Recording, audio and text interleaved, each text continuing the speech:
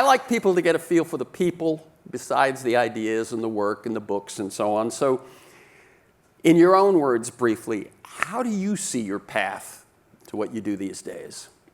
Oh, what my path is? My path has become to be a storyteller. That was not what I thought my path was. But I think my path today has become about trying to take what seem like oftentimes complex ideas or systems, or we talk about economics or things like that, and I try to turn them, if I can, into human stories. And I think that's how I've approached this the whole time. But that's probably, I don't think I did that on purpose as a storytelling device. I think I did it selfishly.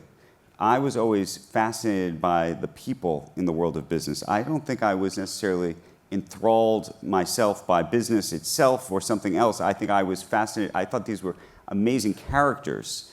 And I always thought that if you could understand them, then you could understand everything else. Whereas I think a lot of other people sort of reverse it. And I see 3 lanes that I'd love to touch on. One Go wherever you like. Your writing process. Okay. Because I think it's quite unique for this and quite unique given everything else you do. Second, 1929. Sure. And third, today. People like to talk about today. Yeah, one thought I had in my head, and you guys can prove me wrong, was I wonder whether anyone will ask a question about 1929. So there you go, there's a challenge. So how did this book happen? And the way I usually ask that question is, was there a moment you said, I know what I'm writing next? Or was there an itch you said, I gotta scratch that? Neither. I had written this book, Too Big to Fail, in 2009 about the financial crisis of 2008. Invariably, people would come to me and say, please compare what was happening in 2008 to 1929. And I would say, I don't know.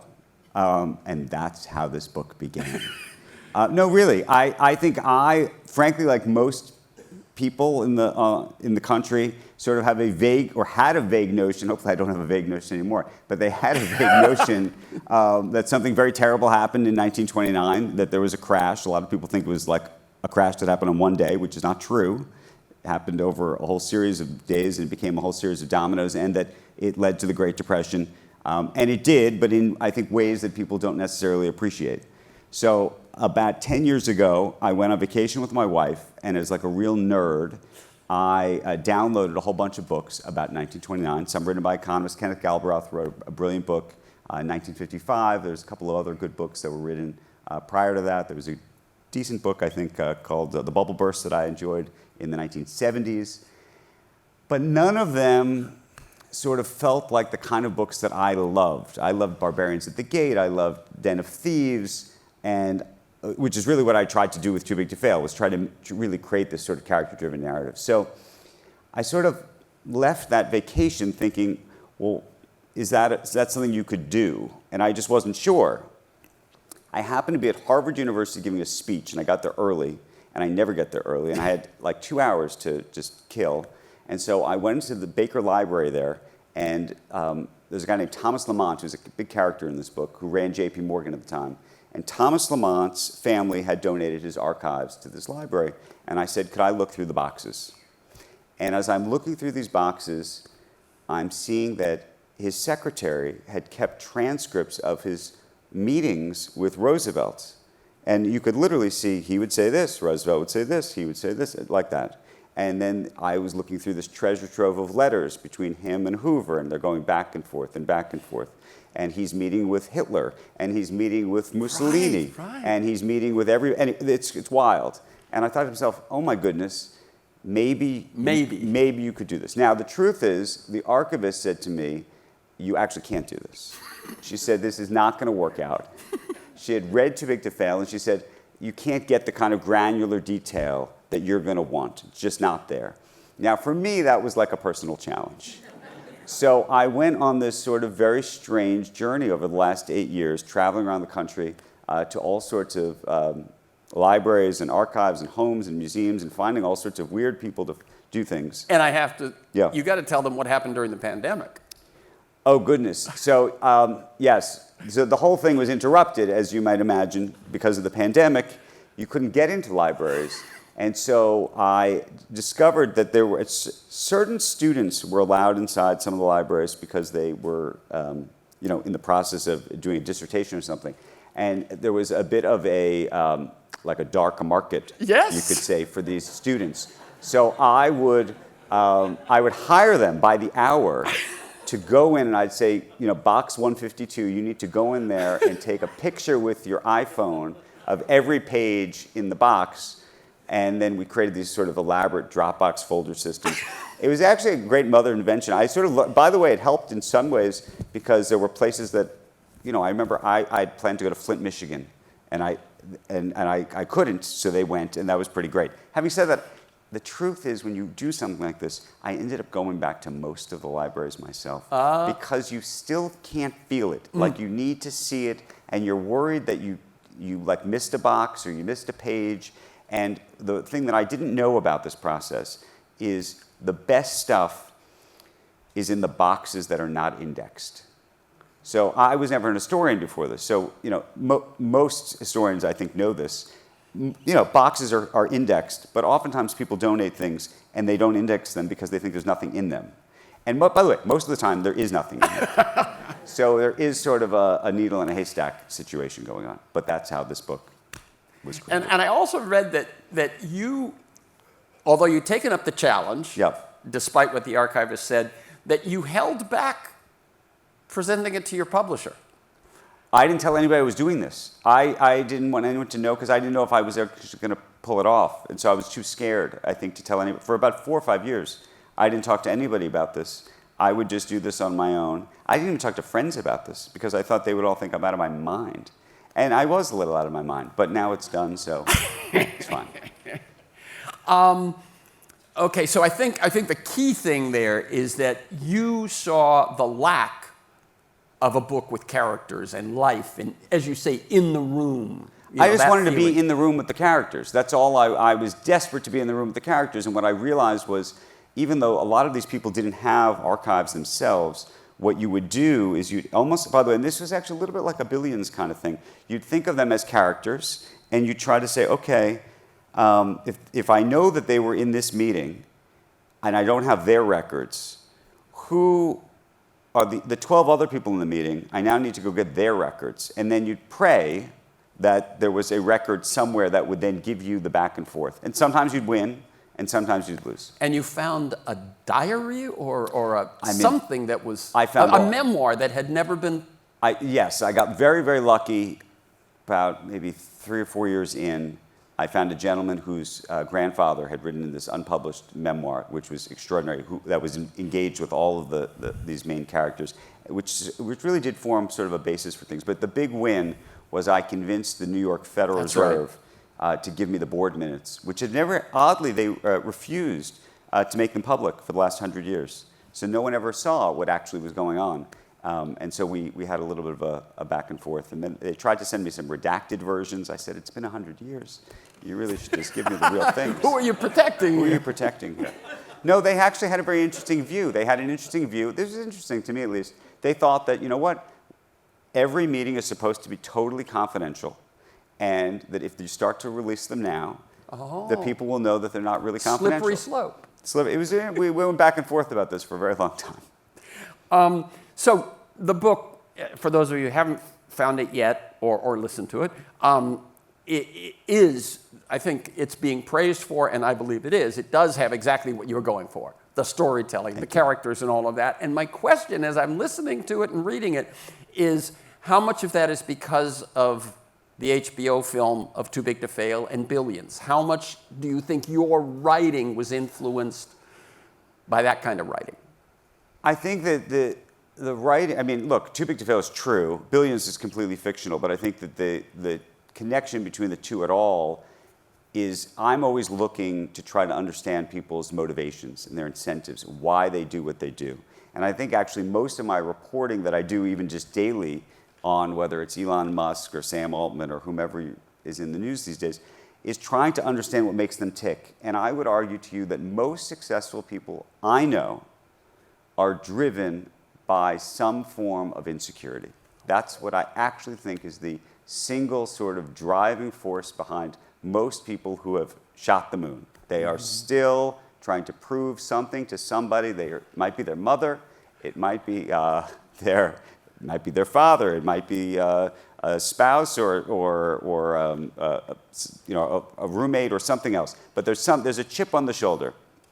So I think I always spend a lot of time, and I think in the book you'll see I spend a lot of time really trying to unearth that. What is the chip that's driving each of these characters? And that was something we did in Fictional Billions, but also I think it's what I try to do almost in everything that I do. But I think that's actually understanding that backstory. So it's always trying to figure out the backstory so that when you actually get to see what they're doing, you say to yourself, even if you disagree with what they're doing, even if you think they're terrible people actually, I actually think, by the way, that's why I'm doing it. It's because it creates a semblance of empathy, and again, even if you hate them, you can understand them. Yeah, I'm a former actor and screenwriter, and so absolutely, it's all about backstory. Yeah, absolutely. So before we leave this section, talk about a couple of the characters. So a couple of my favorite characters. I mean, I think this is when I really understood what the story could be. So one of the main characters is a guy named Charlie Mitchell. Charlie Mitchell, they called him Sunshine Charlie. He ran a bank called National City. National City becomes Citigroup. For those of you who live in New York, been to New York, know New York, his home is what is today the French consulate on Fifth Avenue between 74th and 75th Street. That's where he lived, like a king. And he was somebody who effectively created credit in America, modern credit, the idea that you and I could go and buy stock with a loan, effectively. So interestingly, in America, bizarrely, maybe not bizarrely, most people didn't take on credit. It was sort of a moral sin up until about 1919. General Motors was really the first sort of revolutionary to do this. They said, we need to sell more cars. How are we going to do that? We're going to loan people money. And people seemed to think that that was okay.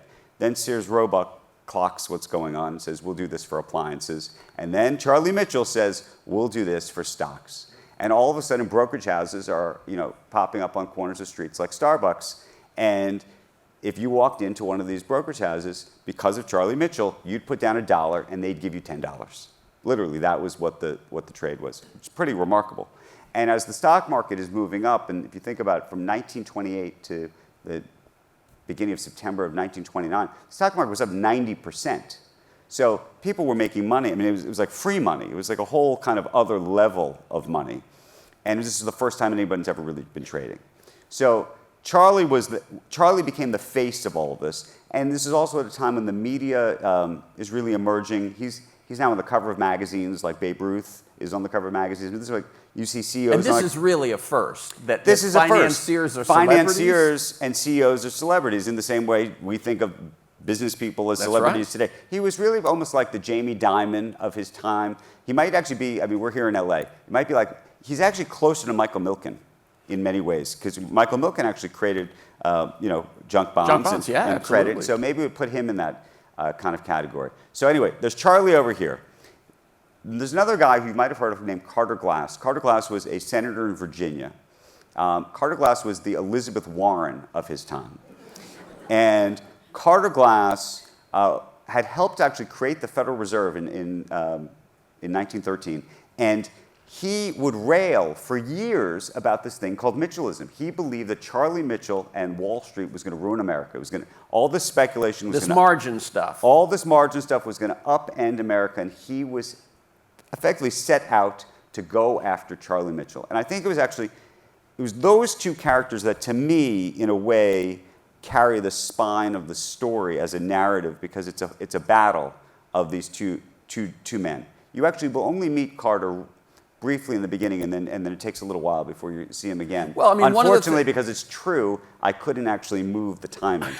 But it was something I thought about. I bet. But I was going to say, one of the things that was interesting to me was you say, that this was an intersectional battle between Washington and Wall Street, and I'm going, wait, but that was Hoover's presidency. That was laissez-faire to the max. But Glass is the exception, right? Glass was the Cassandra in the room. I mean, that's why I compare him to Elizabeth Warren. I mean, He really is. He was the Cassandra who was saying, this is all going to blow up. And that's, by the way, there were other Cassandras too. And Cassandra's always an interesting thing because you can have a Cassandra out there screaming from the rooftops, but you could be wrong until you're right. And so the question is, are you really right, or were you always wrong? I think about that a lot. So, I think about that because, for example, Charles Merrill of Merrill Lynch, 1928, tells everybody to get out of the stock market. So this was very interesting. He was being pilloried, by the way, because if you had gotten out of the stock market when he told you to get out of the stock market, you did not participate in that 90%. And so it's a very interesting sort of thing to think about when people are raising their hands saying, get out, everybody.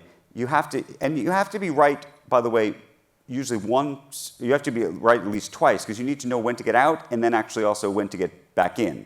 So there's sort of a complicated scenario there. There's another guy named Roger Babson. If you guys know Babson University, Roger Babson, he created something called the Babson Break in September of 1929.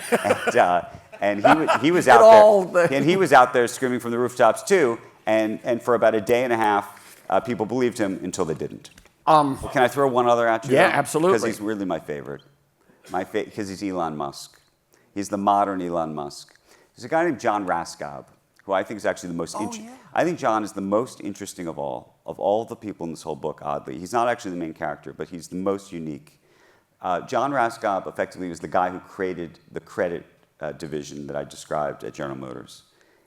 He then went on to become an extraordinarily wealthy man investing in the market. By the way, back in 1929, there were 2 billionaires in America, not inflation adjusted. They were billionaires. Rockefeller was a billionaire, and there was a famous article in a magazine back then, and with the title "Our," meaning the nation's, I think, our second billionaire, which was Henry Ford. Anyway, John Raskob decides, after he's become one of the wealthiest people in the country, and everybody is listening to, this guy's like a philosopher king. Everybody wants to hear whatever he's got to say. He decides he's going into politics, like Elon. And he decides to go after Hoover. He takes Al Smith's side. So he was a Republican, switches to be a Democrat. So it's a little bit of a reverse of the Elon scenario.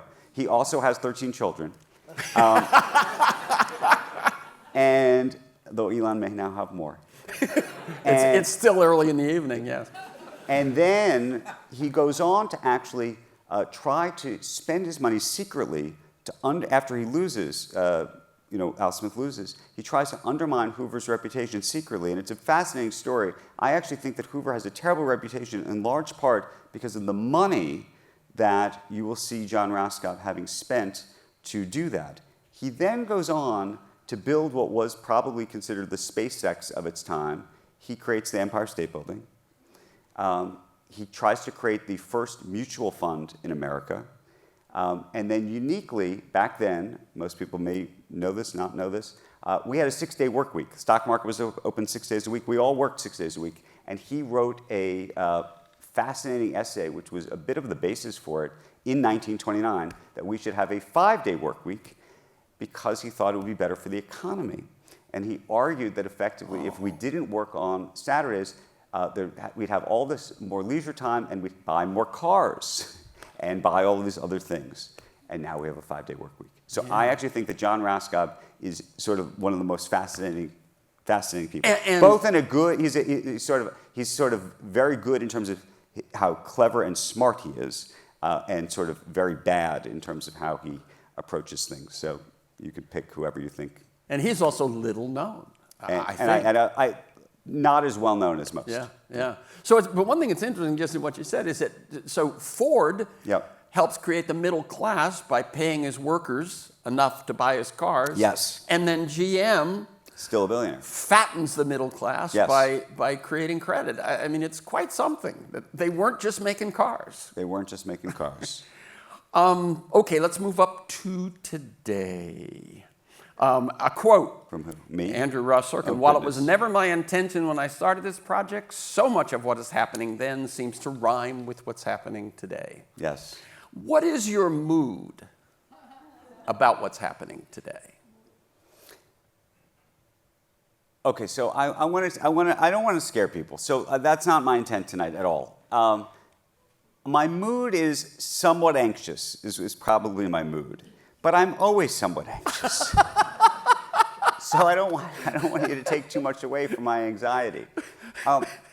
Look, as I was working on this book, the thing that, and I think as you'll read the book, and I don't try to connect the dots for the reader, but as I was working on the book, there were so many things happening in our economy and in the headlines, and I said, oh my goodness, well, that just happened in 1929, and that just happened in 1929, and that just happened in 1929. So there are things that are happening that do have similarities, that do rhyme. I do not necessarily think they are the same.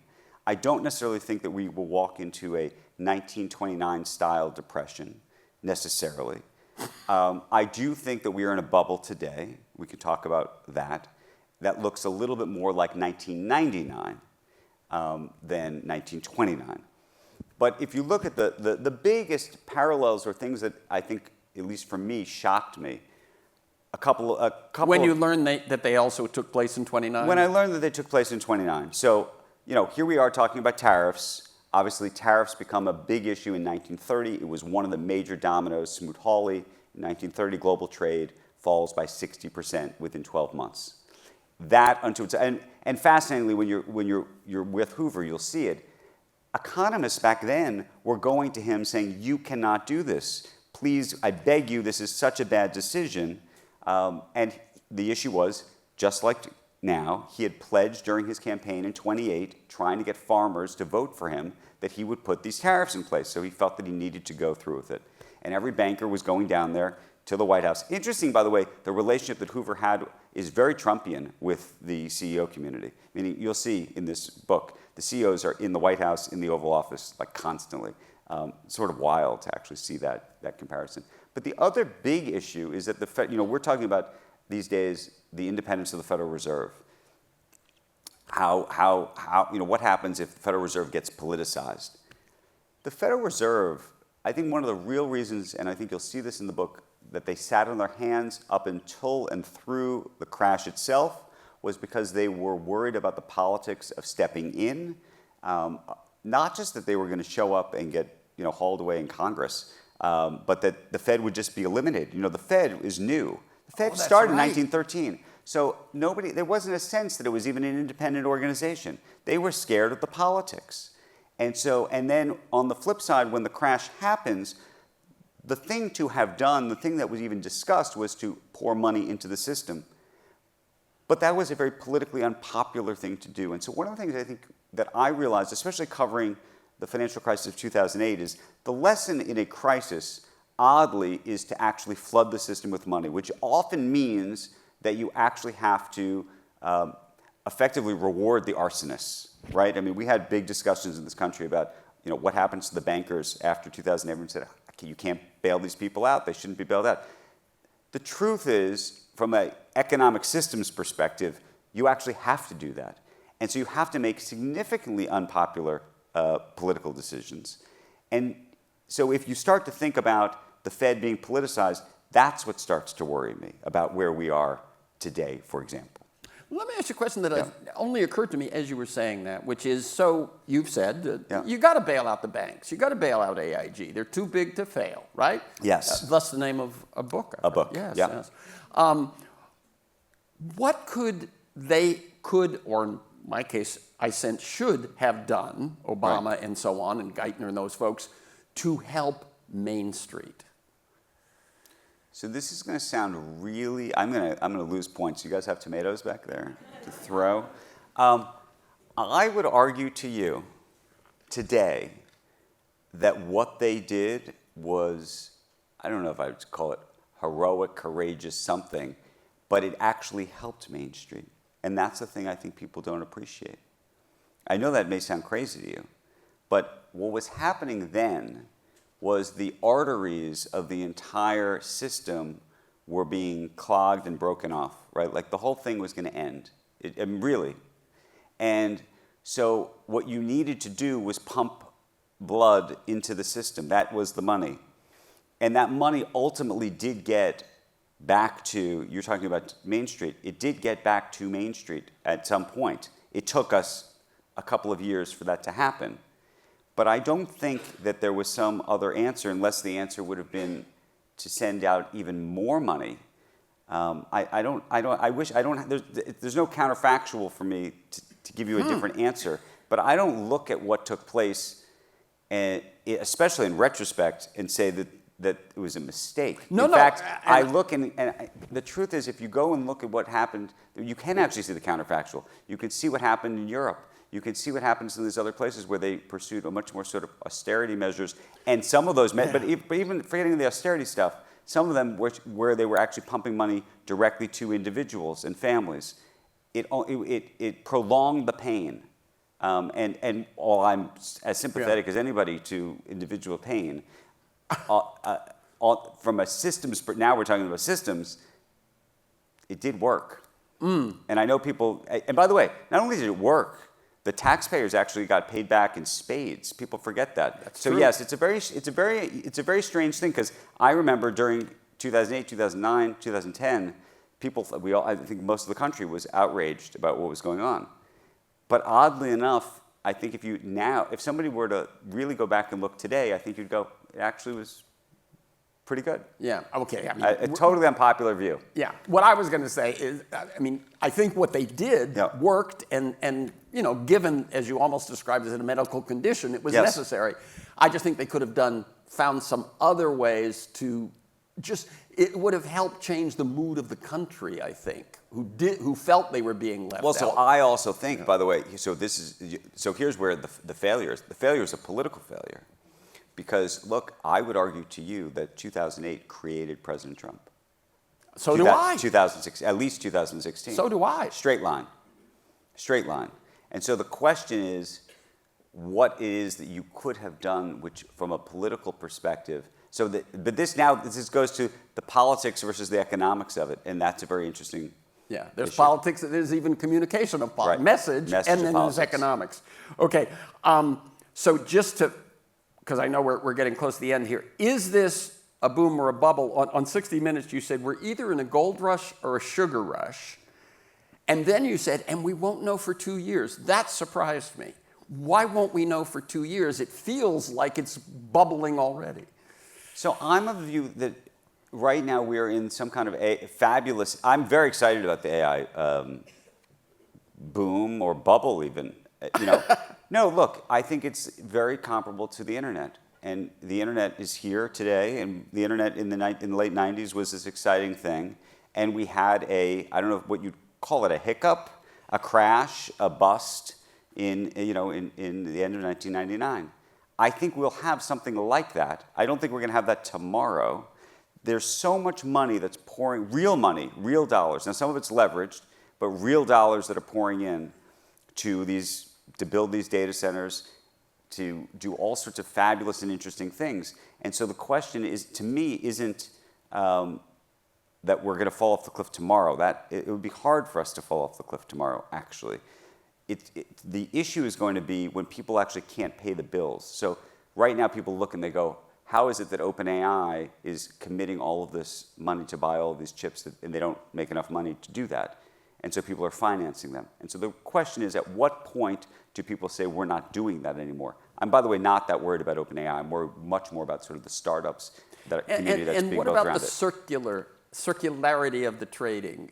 Well, I think one of the fascinating things is you have NVIDIA. So interestingly, NVIDIA just invested $100 billion in OpenAI.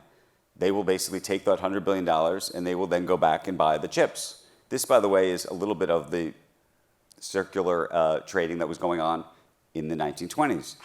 I think the more unique trade, which is scarier, I don't know if you saw it about a week ago, OpenAI made a deal to buy chips from AMD. Yes. And AMD was basically out of this business. I mean, they were not really playing in the AI game the way they wanted to. OpenAI was very clever and knew, again, they don't have enough money to buy the chips, but knew if they said that AMD was going to be part of their universe, they could go off and get by doing the deal, they would get warrants in AMD. Those warrants would go higher when the deal was announced. They'd get that value and they could go buy the chips. So yes, that to me, the more you start to see things like that, the more you should get worried. Okay.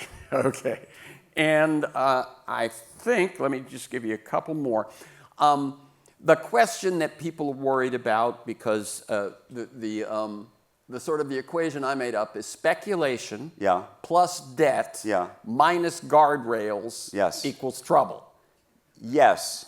So where are we? But can I say something just for everybody? Because everybody thinks speculation's a dirty word, right? No, I think guardrails is a good word. But guardrails is a good word, but I just want to say this about speculation for a second. And this is also, and I even struggle with this, but I think there's actually a lesson for me, having written this and now just covering business for as long as I have. Speculation is the twin of innovation. It is. And so you want some semblance of speculation in the system. America is built to some degree on speculation. The great technological shifts and changes were built by somebody who was willing to take a bet on something that seemed absolutely insane and absurd. SpaceX is one of those things. Tesla is another. OpenAI, COVID, vaccines. You name the thing, and there was some speculation. So the question isn't how do you avoid speculation completely. I only say that because I think we live in this country where we sort of we seem to love these visionaries, business leaders, but the second they do something wrong, we want to kill them. We want great success with no risk. Well, it sounds like the same sort of moral judgment they were making about debt in the and I think this is the big question. So my only point is, yes, it's speculation. The real conundrum is when you get to a sort of a speculation mixed with too much leverage. It's the leverage that is the match that lights the fire, and that's the thing we need to watch for. And right now, it's very hard, I would argue, to actually even fully know where all the leverage is anymore. I mean, I think in the old days, you could see the leverage inside the banks. Post-2008, you really can't anymore because most of the credit has moved in large part into these sort of private credit funds, and that's a whole other complicated universe. That's a whole other talk. And so just about the guardrails, yes. and let me just throw some of the stuff that people, Larry Fink says that 401ks should be able to invest in private companies and crypto, am I right? Yes. And there were guardrails against both of those. Where are they now? And is it a problem? So I have mixed views about this, but here's the issue. So you will have private equity and venture capital in your 401k plans within a couple of years. Everybody here will be doing it, I promise you. That's not my worry unto itself. My worry is two things. The transparency of what the values are of those assets, because once you're in a private universe, everybody is playing this mark-to-make-believe game. So it's not what they call mark-to-market, it's mark-to-make-believe. Sometimes. The bigger issue is something slightly different. Now we're going to get very technical, but just play with me for a second. There is all of these vehicles which we will be buying into in these 401k plans are what are called semi-liquid vehicles, which means the following. You can buy, it will look like a stock where you can buy it and sell it. But if too many people try to sell it all at the same time, you can't. So there's a provision in virtually all of these new instruments that effectively says that if more than 5% of the holders are trying to get out at one time, they can actually basically gate you till the next quarter. So that is actually, and by the way, that gets into a little bit of the stampede kind of situation, run on the bank kind of situation that we've seen in the past. So it's more that we're building sort of these very unique instruments, and we haven't, I think, figured out how to do it properly yet. Okay. Your final Sorry, that's line, super technical. Your final line on the 60 Minutes interview, we will have a crash. Yes. I just can't tell you when, and I can't tell you how deep. Before I ask you to flesh that out just a little bit, it reminded me of another 60 Minutes interview when Charlie Rose was interviewing Steve Bannon. Oh, goodness. And Steve Bannon's last line was, "We will have a populist revolution. I can't say whether it will be from the right or the left." Well, I think we're seing how that one has played out. So I was with, I don't know if you know who Paul Tudor Jones is. He's one of the great sort of legendary investors. And he also compares this moment to 1999. But he would say something, and this goes maybe back to what we were talking about in the 1920s. He would say that we are in October of 1999. And what's interesting about that is the market still had 40% to go. So you need to know, again, when to get on and off the train if in fact that is right. Yes, it is likely this market is going to continue. I don't want to tell you to get out of the market tomorrow because many years ago, in 2004, I wrote an article about private equity being in a bubble. And I remember Henry Kravis calling me and telling me how wrong I was. And I was wrong then, but I was right in 2008. But does that count? And that's the question. Very good. Okay, let's open it to Q&A from you folks. Hi, Andrew. Great to see you. It's great to see you. Did the regulatory reforms that Yeah. were enacted after the 2008 crisis Yeah. make a future financial crisis or contagion less likely? Yes, 100% less likely. But now I would argue that we're doing things that are making that a little bit more likely. Meaning, I thought the Consumer Protection Bureau, I don't know whether you think it was too much or too little, but I thought it was helpful on the margins. I don't think that's going to keep everybody from having a crisis. I think the biggest thing that we did do was we increased capital requirements at banks, and that was actually a very important and very good thing that's happened. But what's happened at the same time that's happened is that so much of the private credit market has now developed, and so you tell me what really matters anymore. What's the most surprising thing you learned about the crash of '29? I think the most surprising thing that I learned about the crash of 1929,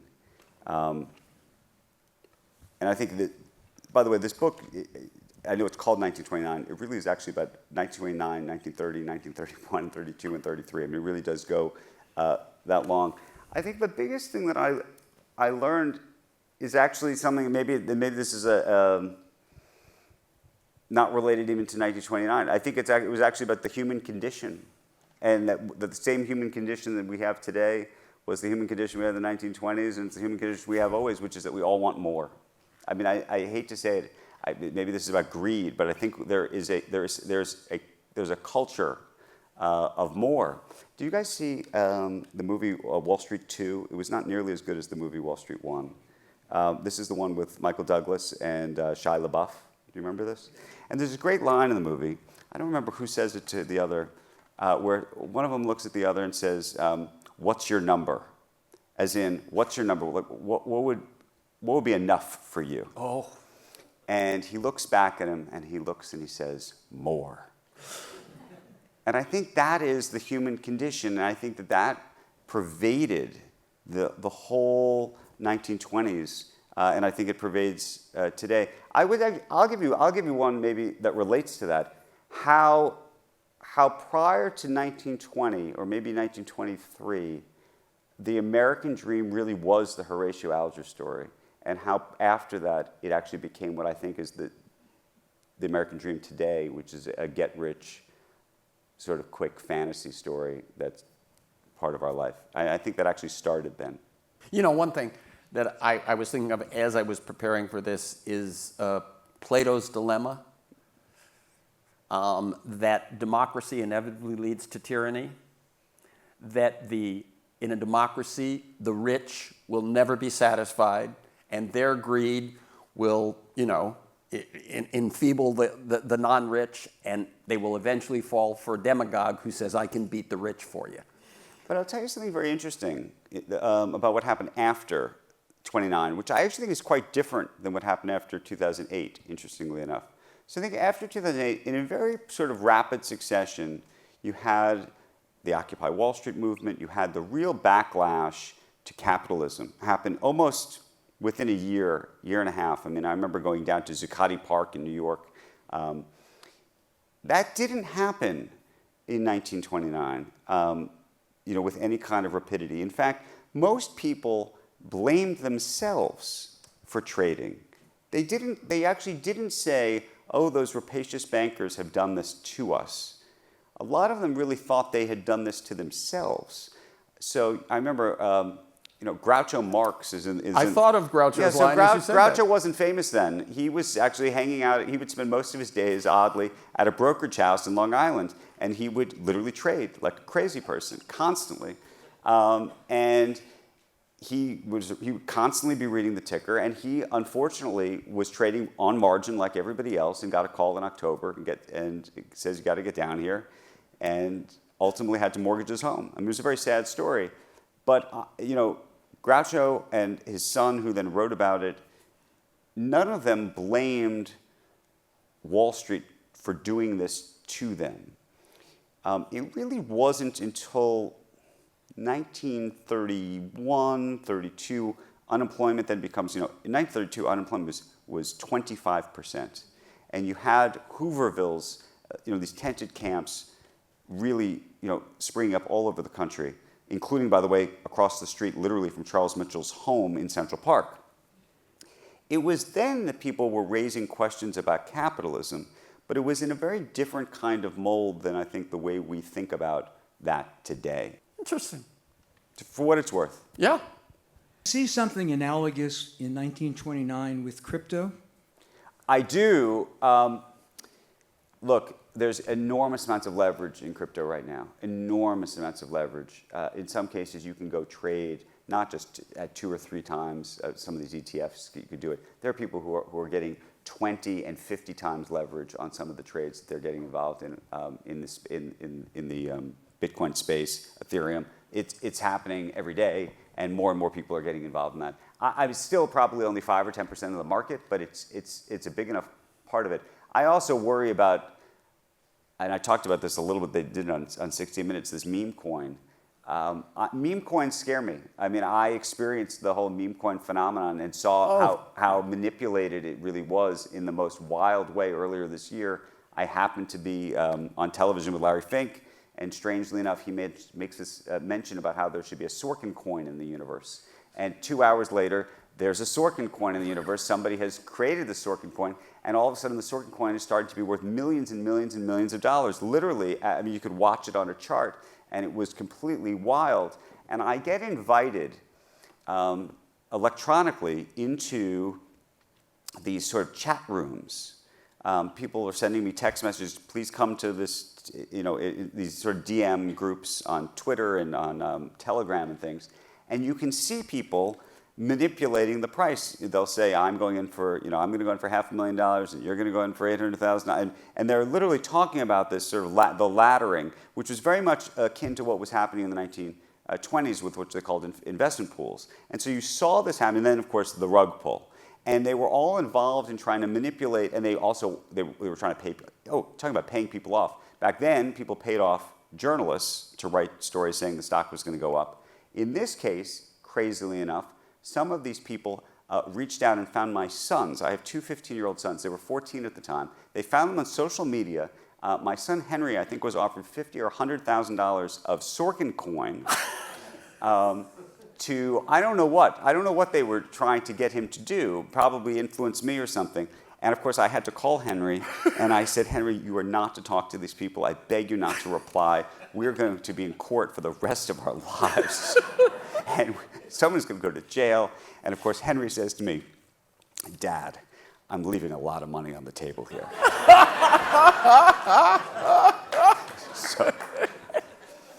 Yes, so I am worried.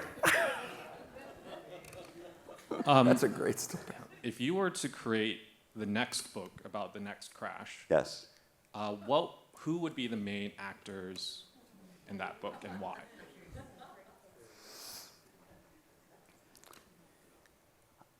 So I've thought about writing a fictional crash book, actually.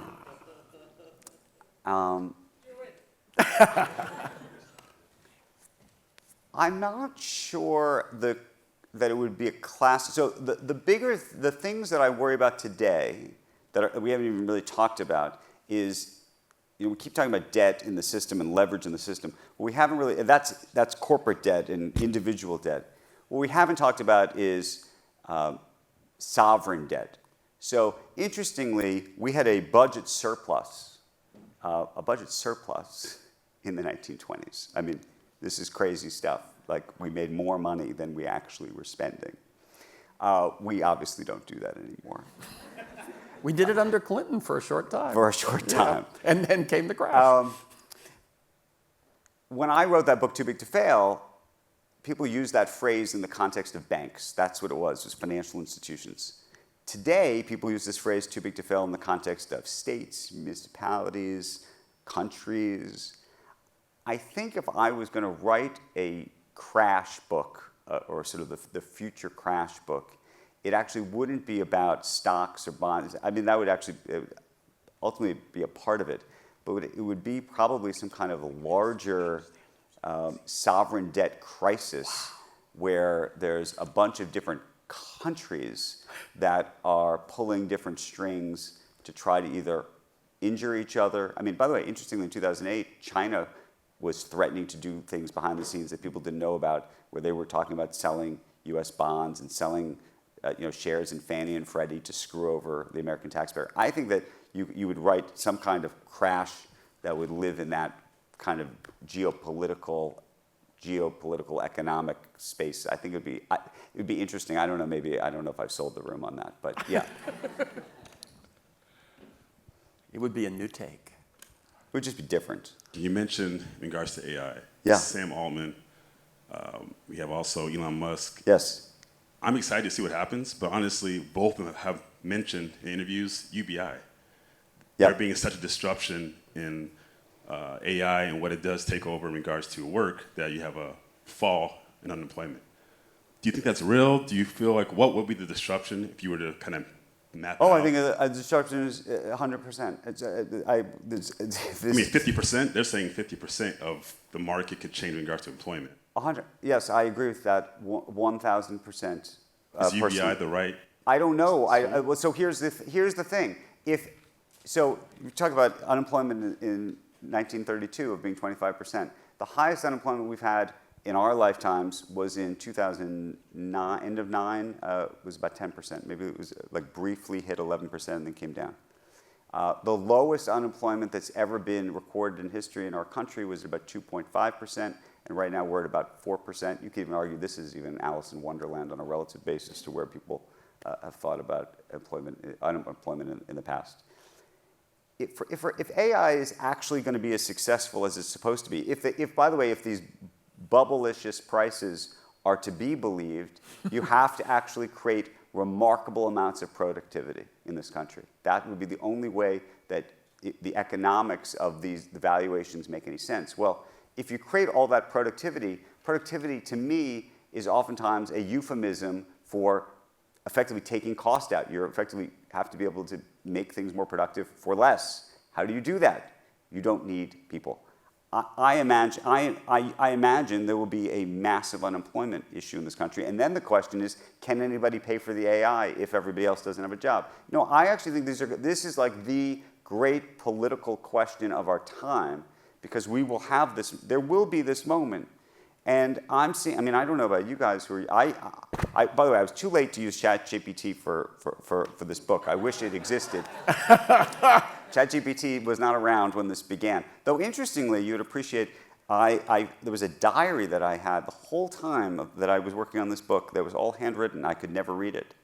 And when I was fact-checking the book, which was like only 6 months ago, I put the PDF into ChatGPT, and it could read because of it was just sort of fascinating to me.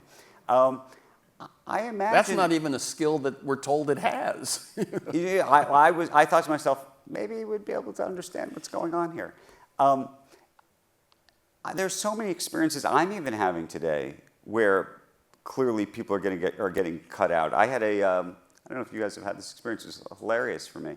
I had someone sent me a contract recently that I had to fill out. I looked at it. I saw 3 things in it that were not great. I was going to send it to my lawyer. My lawyer probably would have charged me $500 or $1,000 to read the contract. I was on an airplane. I put it into ChatGPT, and I said, tell me everything that's good and bad about this contract. It found the 3 things that I didn't like and found 3 other things that I didn't realize I shouldn't have liked. And then says, would you like me to create a red line version of this contract and edit it? I say, sure. It does. It says, would you like me to write a cover letter that you could return it back to the people. It wrote a lovely letter. It was such a nice letter, and sort of nicer than I ever would have been. I sent it back. 45 minutes later, they sent it back and said, great. And so the point is the lawyer didn't get any money. That's going to be a problem. I'm sorry to say. Yeah, and then the question is, what you're saying is white collar is no guarantee anymore. White collar is no guarantee. is really vulnerable. I think, by the way, white collar, I worry about what I do for a living. I worry about my friends who are out here and what they do for a living. I have friends now who are thinking about pitches for scripts and projects and are constantly talking to ChatGPT to sort of walk through those things, almost like your private writer's room. I think all of this is going to have an impact. Yeah. And then his question was, is UBI the solution? Oh, and you're is saying, UBI the solution? we don't know. I don't know what the solution is. Honestly, I don't think UBI. The truth is, I think UBI could be some kind of transitionary thing, maybe. But I am not a total believer that you want to have an entire sort of economy running on a sort of UBI system, because it goes back to the idea of more, actually, the greed thing. I think there's something powerful about that, and not always in a bad way. I actually think you want people who, but if there's no opportunity, maybe that's a different story. This is the things we don't know.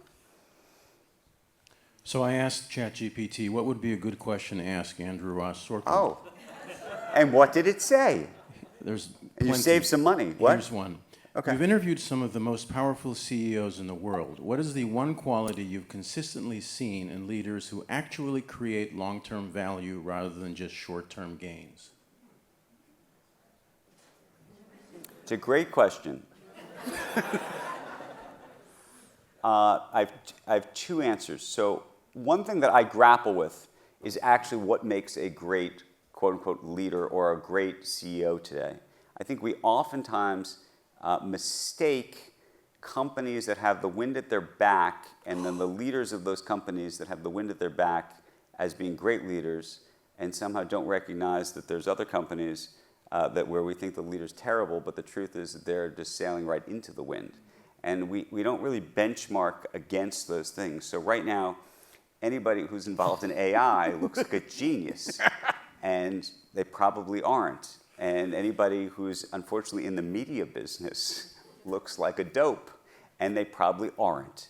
And so I think we need to think a little bit about that. But I would say actually the single biggest quality of the best leaders that I feel like I've interviewed and or covered over the years is mostly just a curiosity.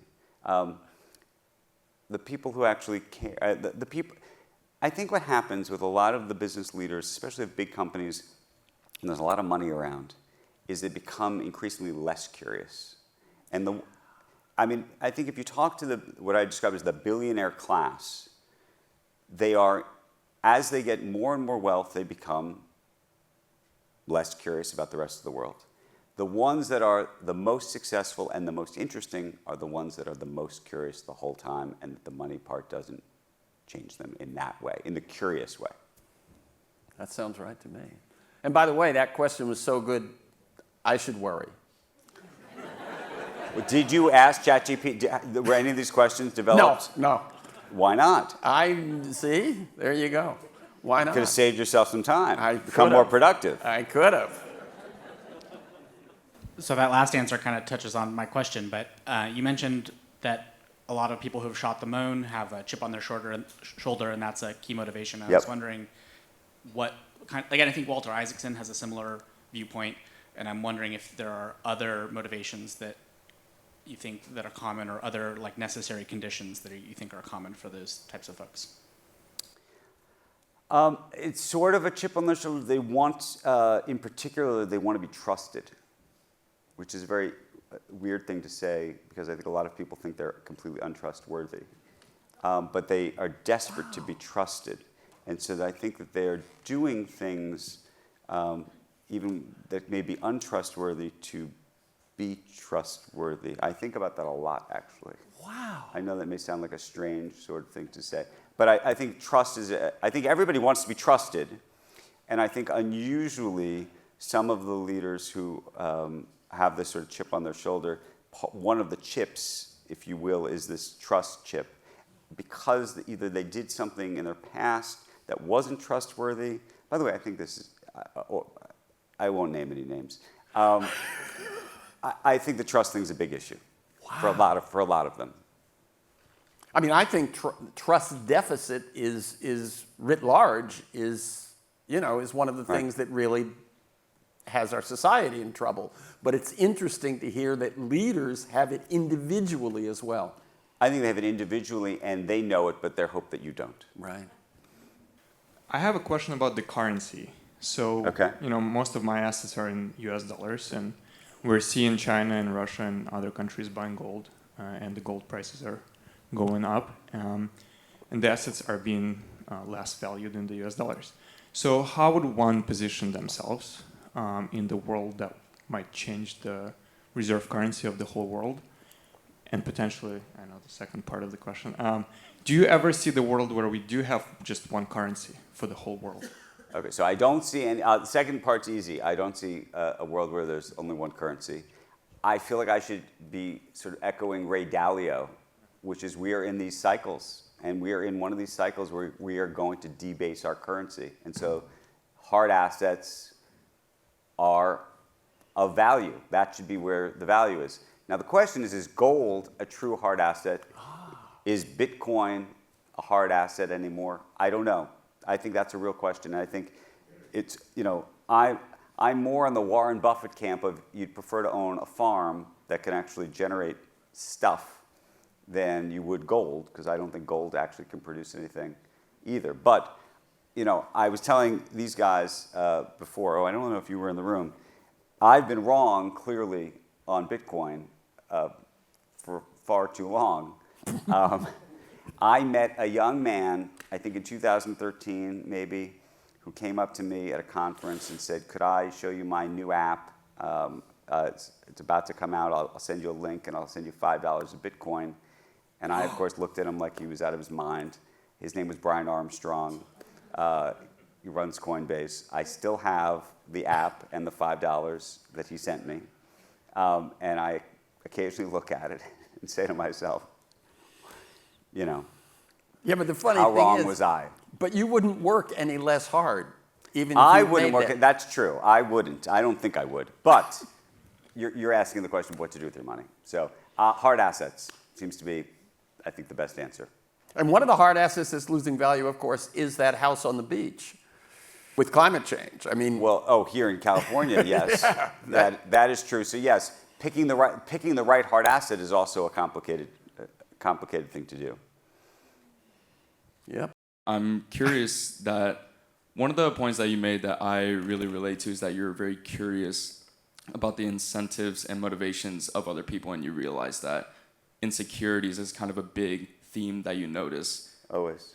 And I'm curious what you think incentivizes or motivates you, and if you have an answer for yourself.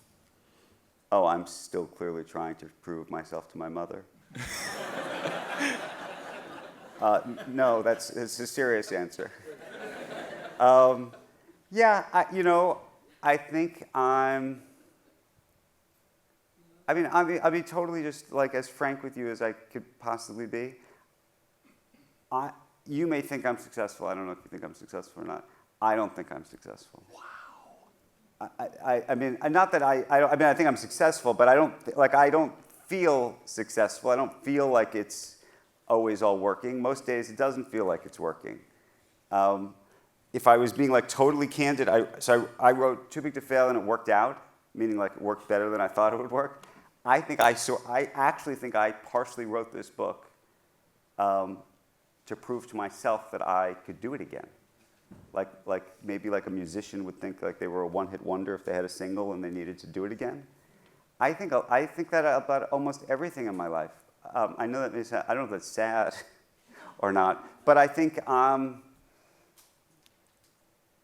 yeah. I'm trying. I'm always. I know. I mean, look. I think I'm curious. I think one of the things that definitely drives me is a curiosity. I sort of insatiable curiosity. I think that's. But I was born with that, and I feel very blessed with that. I don't think that was like something that I always wonder, can you teach someone to be curious? I don't think you can. So I think I'm driven by the curiosity, but I also think I'm driven by trying to do something that matters. Like, I think we're all trying to make our own little dent in the world somehow. And even if you make that dent, most people don't feel like they make that dent. I feel like I've interviewed so many people, whether it's Elon Musk or Jeff Bezos or you name some big person, and sometimes I'll ask them this question, like, do you think, do you ever think about the influence you have on other people, or the responsibility you must have, or how important you are to this and that? And most of them kind of, even whatever success, they sort of look at you like you're crazy, because they can't really see it either. And I think it's a very interesting, I don't know, I'm always sort of surprised. I don't know if I'm surprised by that. I think we as the public, if you will, we sort of project a lot of things onto people. I know I've always thought, I'll give you one that I've projected onto people. I've always thought, or I think I thought this before, I don't think it anymore. I think the public has a view that if you've made an enormous amount of money, or you have some fancy title, or you've had all sorts of success, that you have some kind of emotional armor that other people don't. That the money is armor, or that the title is armor, or something like that. I almost think it's like anti-armor. So I don't know. This is now got me on the couch. Those are the things that drive me, and I can tell you I have no emotional armor at all. That was wild. Very much appreciate your personal answer. Here's an economic question. I feel like I had maybe a better idea for the bailout than what happened in 2008. Oh, go for it. Okay, yeah, I like this. My idea was, what if the government had bailed out all the credit card debt and much of the home mortgage debt, and then the individuals would then be debt-free, and that money then would be channeled to the banks?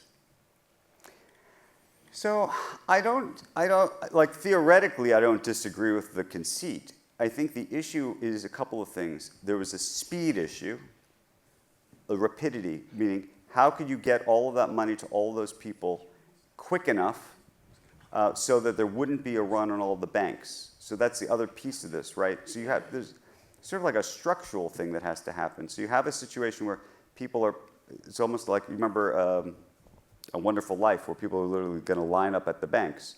We were at that moment where people were going to line up at the banks. And so unless you think, I mean, maybe you're right, but if you would have had to announce some kind of broad plan where everybody was going to get all of this money, they would have to know it and trust it in the moment so that they wouldn't run to the bank. Because, by the way, if you did have everybody run to the bank, then we're not only talking about trying to protect those homeowners that can't afford, But the banks as well. but now you have to somehow protect the bank, and you have to protect everybody who has the money at the bank. That's the other thing. I hate to say this, and this goes back to who does everybody blame, right? This goes like, when I told you in 1929, a lot of people blame themselves. Almost nobody in 2008 blamed themselves. It's actually a very interesting thing. Think about that for a second. Nobody blamed themselves in 2008. It was everybody else's fault. I'm not arguing it was everybody else's fault. I'm just saying it's not black and white. It was. I think there were some rapacious bankers who were doing some bad things that they shouldn't have been doing, and I think there were some people who were also taking out loans that they shouldn't have been taking, and it was a combination of all of those things that got us into this place. So I don't know what. And then the question is, who are you trying to protect in these moments? I think, unfortunately, from a systems perspective, you actually have to try to protect as many people as possible, as quickly as possible, and that would have been the way they did it, which was to protect the banks.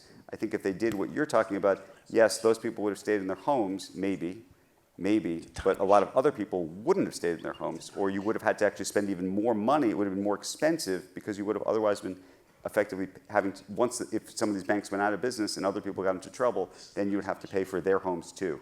You see why it's complicated? What about are we or were we at that point Yeah. electronically, digitally sophisticated enough that the government could have paid people's bills? I don't think And we were. I mean, have you ever tried to put your, even paid your taxes properly? I mean, we're so digitally backwards that I do not think we were. You don't think so? In other words, give it to the banks, but give it to them in the name of all the individuals who owed it. I just think so you it goes would have- directly to the bank. I just don't know if you would have been able to do this in time. I don't know how you would have structured this in a quick enough. Yeah. I mean, it's a great idea conceptually. I'm just saying, in practice, in practice you had a situation, just to go back in time, where Lehman Brothers files for bankruptcy on September 15th, 2008. You had Merrill Lynch was going to go out of business and was being bought by Bank of America to save them. You then had AIG, which was the biggest insurance company. They would have been out of business, I think it was 48 hours later. And right behind them, you had Morgan Stanley, you had Goldman Sachs, you had General Electric. I mean, just to put it on, I remember the phone call that killed me the most was I got a phone call from one of the largest owners of McDonald's franchises in the country, and he wasn't going to be able to make payroll. So this goes to your point. They weren't going to be able to make payroll because Bank of America was going to stop the payments to them because they were using a credit line, right? So if you let Bank of America go under, but you send all the checks to the other people, all of the kids who are working at McDonald's who think they have nothing to do with this, now they can't get paid either. I think it's a much more complicated situation than saying, let's just individually send. I think it's, I hate to say it, I just think practically it was a hard thing to do. Again, very unpopular thing to say, but. Hi, Andrew. This is it's both a personal and a journalistic question. Okay. I was fascinated by the difference between the Times and the Journal reviews of your book. Okay. And I'm just curious how you reacted as the writer, as a journalist, as a reader. And I'm wondering, before what you mentioned about understanding that speculation equals innovation, do you think maybe that explains just the whole ethos of the Times and the whole ethos of the Journal, that the Journal really gets that and the Times maybe less so? And maybe that accounts for the reviews as well. Oh, to be honest with you, I've been. Or do you not read reviews? No, I read reviews. I read all the reviews. I read all the reviews. And happily, you know what? And my mother reads all the reviews. You know what? The reviews have been so good almost across the board that I can't really complain. I'm of the view that anybody can say whatever they want, and if they like what you have done, they can say they like what you've done. If they don't like what you've done, they can say what they don't. And so I don't have a great answer for it. I don't agree with the critiques, but I'm just me. So what am I supposed to do? It's for me. It's unfair. It's not an unfair question. It's a very fair question. It's unfair for me to give you a fair answer, or maybe even an honest answer, because I work at the New York Times.